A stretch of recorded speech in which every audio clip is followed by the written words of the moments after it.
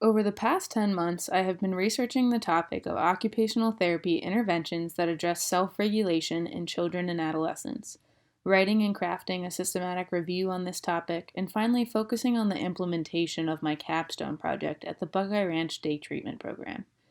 Taking it back to the beginning, I first came up with a research question that I was interested in pursuing. What occupational therapy interventions address self regulation in children?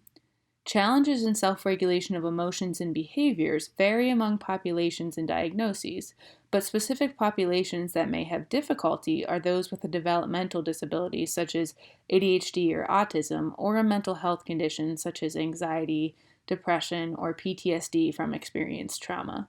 It is understood from the literature that if an individual cannot self regulate, they will have a hard time being ready to learn and function in everyday life. After initial brainstorming, I hit the ground running with researching different databases and narrowing down my research to just 14 articles, out of thousands screened. These articles went through the process of critical appraisal, summarization, and a grade and biases assessment.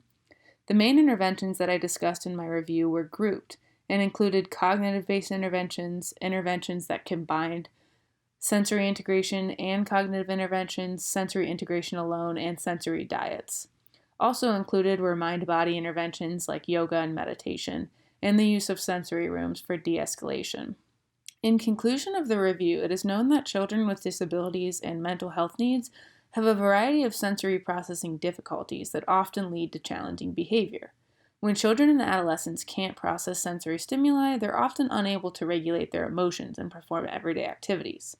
So I completed my doctoral experience at the Buckeye Ranch Day Treatment Program.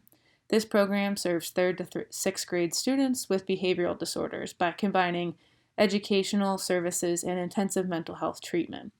A large majority of this population had a learning disability, a psychiatric condition, and/or had experienced trauma. There was not an OT at Buckeye Ranch, however, my role was to work alongside the staff and to educate them on the unique role occupational therapy can provide in this setting.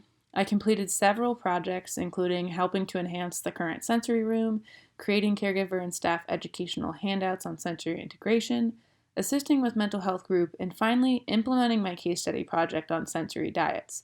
Very briefly, sensory diets are sensory activities that are scheduled into a child's typical routine to create optimal arousal states for learning and function in everyday life. Activities chosen for this case were based on clinical observation of his behavior, including frequency of incidents and patterns of behavior. His main problem behaviors included aggression, lack of attention, and leaving the classroom or school building without permission.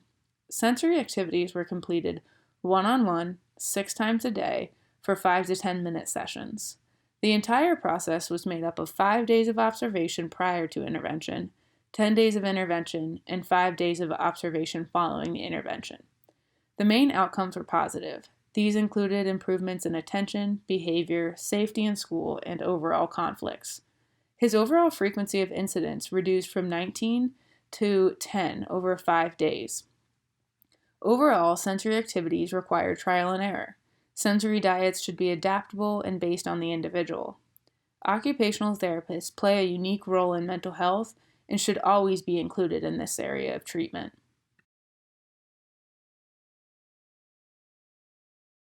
The 10-question survey I gave to teachers and mental health specialists was broken down into 4 categories. The questions were either event setting related, peer related, staff related, or item related. Some of the questions I asked were, this student exhibits problem behavior during an academic or group activity they find difficult, or problem behavior occurs as a result of a conflict with another peer.